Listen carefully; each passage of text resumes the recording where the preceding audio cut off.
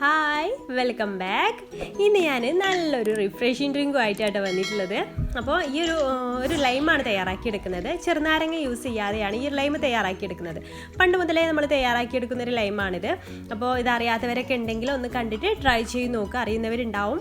അപ്പോൾ എല്ലാം അറിയാത്തവരൊക്കെ ഒന്ന് ട്രൈ ചെയ്ത് നോക്കുക. നല്ല ഈ ചൂടത്ത് കുടിക്കാൻ പറ്റുന്ന നല്ലൊരു ഡ്രിങ്കാണ് കേട്ടോ അത്. അപ്പോൾ ഇതെങ്ങനെയാണ് തയ്യാറാക്കിയെടുക്കുന്നതെന്ന് നോക്കാം. അപ്പോൾ അതിന് വേണ്ടിയിട്ട് ആദ്യം ഞാനൊരു മിക്സിയുടെ ബ്ലെൻഡർ എടുത്തിട്ടുണ്ട്. അതിലേക്കൊരു 10 അണ്ടിപ്പരിപ്പാണ് ചേർത്ത് കൊടുക്കുന്നത്. പിന്നെ ഒരു 5 ഏലക്കായ ചേർത്ത് കൊടുക്കുന്നുണ്ട്. എന്നിട്ട് പിന്നെ മധുരത്തിന് ആവശ്യമായിട്ടുള്ള പഞ്ചസാര കൂടി ചേർത്ത് കൊടുക്കണം. അപ്പോൾ ഞാനിവിടെ ഒരു 1/4 കപ്പ് പഞ്ചസാരയാണ് എടുത്തിട്ടുള്ളത്. അപ്പോൾ നിങ്ങളുടെ മധുരത്തിനനുസരിച്ച് നിങ്ങൾ ചേർത്ത് കൊടുക്കുക. എന്നിട്ട് അതിലേക്ക് കുറച്ച് വെള്ളം ഒഴിച്ച് കൊടുത്താൽ മതി. ഞാനൊരു 1/2 ഗ്ലാസ് വെള്ളമാണ് ഒഴിച്ച് കൊടുക്കുന്നത്. കൂടുതൽ വെള്ളം ഒഴിച്ച് കൊടുത്താൽ ഇത് ശരിക്കും അരഞ്ഞു കിട്ടില്ല.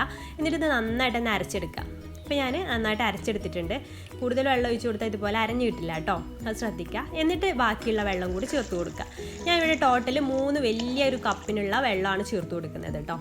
അപ്പോൾ 3 ഗ്ലാസ് ടോട്ടൽ വെള്ളം 3 ഗ്ലാസ്സായിട്ട് ഒഴിച്ച് കൊടുത്തിട്ട് ഒന്നുകൂടെ ഒന്ന് അടിച്ചെടുക്കുന്നുണ്ട്. അപ്പോൾ അടിച്ചെടുത്തിട്ടുണ്ട് കേട്ടോ. ഇനി ഇതൊരു അരിപ്പയിലൂടെ ഒന്ന് അരിച്ചെടുക്കാം. അണ്ടിപ്പരിപ്പിൻ്റെയും അതുപോലെ തന്നെ ഏലക്കായുടെയൊക്കെ കരടുണ്ടാവും. അപ്പോൾ അതൊന്ന് അരിച്ചെടുത്തിട്ടുണ്ട്. ഇനി നമുക്കിത് സെർവ് ചെയ്യാം. ഞാൻ 2 കപ്പ് എടുത്തിട്ടുണ്ട്. അതിലേക്ക് ഐസ് ക്യൂബ്സ് കൂടെ ചേർത്ത് കൊടുത്തിട്ട് നമുക്കതിലേക്ക് ഈ ഒരു ഡ്രിങ്ക് ഒഴിച്ച് കൊടുക്കാം. നല്ല തണുപ്പോട് കൂടി തന്നെ കുടിക്കണം ഈ ഒരു ചൂട് കാലത്ത്. എന്നാലും നല്ല റിഫ്രഷിങ് ഡ്രിങ്കായി ഇത് കിട്ടുള്ളൂ.